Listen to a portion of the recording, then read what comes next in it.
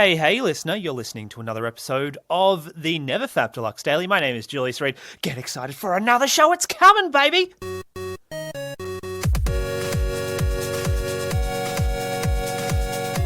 It's Rampant Reed. He's coming for you. He's going to eat your children. But he's also going to help you cure your porn addiction, if that's in fact what you're here for. Maybe you're actually here for the jugglies. I've got my breasts out at the moment. Yeah, it's how we do it. That was weird, but we like weird on the show. Said no one ever. But that's okay because it brings us to our first segment, The Checkup! The Checkup! The Checkup! The Checkup!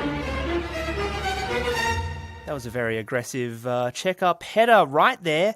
But we like to start the show strong. That's how we, that's how I express myself. How you doing? How you doing, buddy? Have you been touching it? I mean, obviously I don't want to watch you touch it, but, I'm here to, check up on you. Maybe you're struggling with the life. Maybe you've got coronavirus. Are you dying? Let's go through the checklist because that's how I help you. How you coping? Ticked off the list. Did you meditate today? That's very important. One for you to consider. Have you sat down, taken 10 minutes out of your day just to, sort of relax into it, if that makes sense. Develop your awareness. So very important. Otherwise, you're just a brain-dead vegetable. And, no one wants to have sex with a carrot. Some people do, but, they get paid a little too much beyond my pay grade. What are you talking about, Reed? Who knows? Exercise. Did you exercise today? Play some b-ball with your father, who also beats you sexually. I don't know how that works, but it's still in the courts.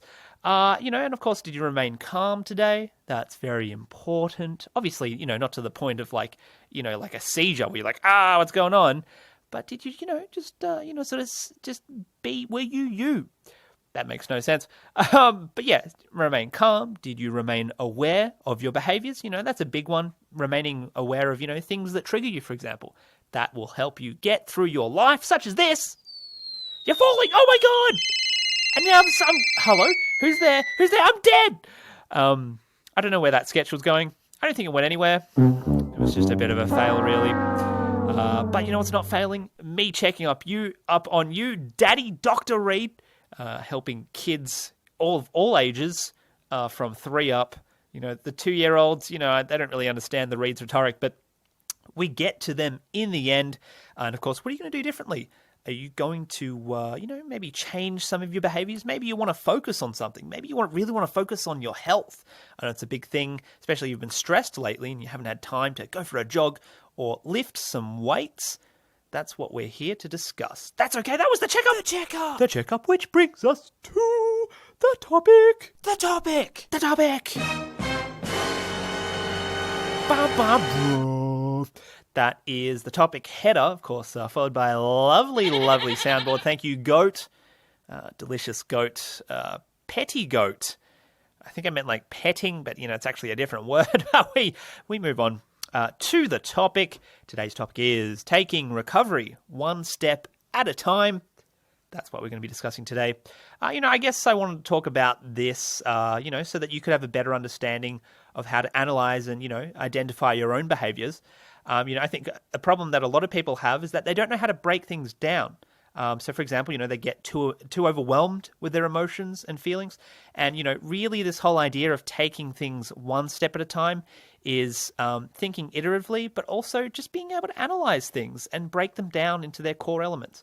A lot of this, the reason why people can't break things down, comes down to the fact that, people largely rely on unhealthy coping mechanisms.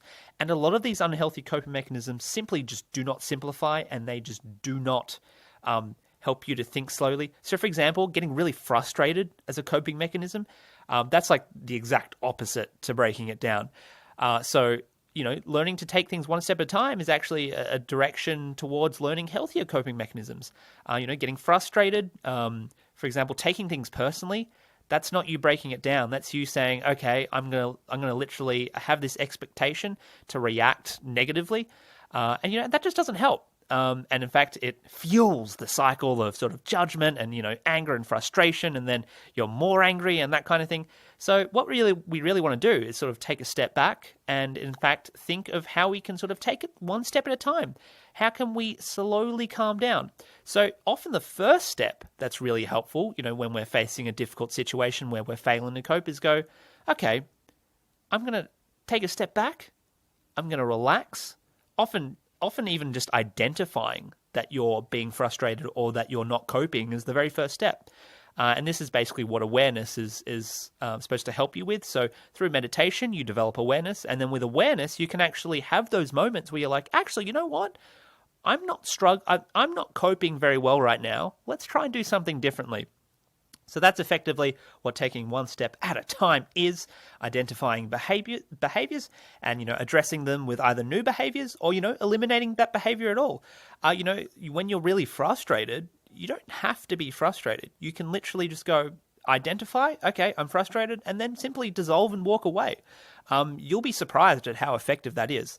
But, if you don't have that moment of awareness, you basically just latch on to that anger, to that frustration, and then it grows and grows until you basically hit a breaking point. Bam! Why didn't it play the thing? Oh no, my soundboard. There we go, that's what I meant to play. But yeah, you explode and you die. There's a lot of death.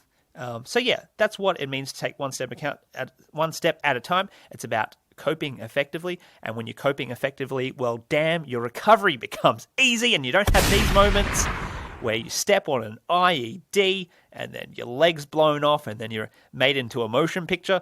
That's not what you want. So, slowing your mind down is part of taking it one step at a time. You don't want to be stepping too quickly. You want to be pacing yourself, understanding yourself and your behaviors and why you do certain things. That's what we're here for. We're here to understand why we're struggling so we don't have to struggle anymore. So you can be like the Reed. Thank you, Sexy Goat. Agreeing with the read, as a life should be, agree with me.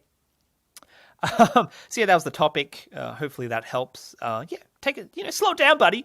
Of course, this is something that you'll learn as you go along, and something that basically happens through practice. And that's another important point. Recovery is very much just a matter of practice.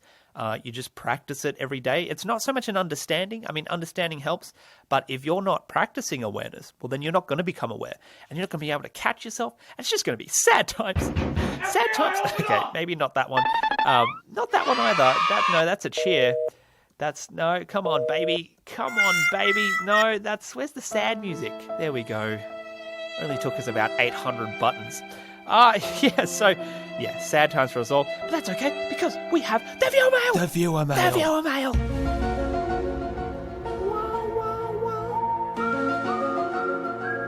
Viewer mail. Today's viewer mail comes from Christian Morris from Dunedin, New Zealand.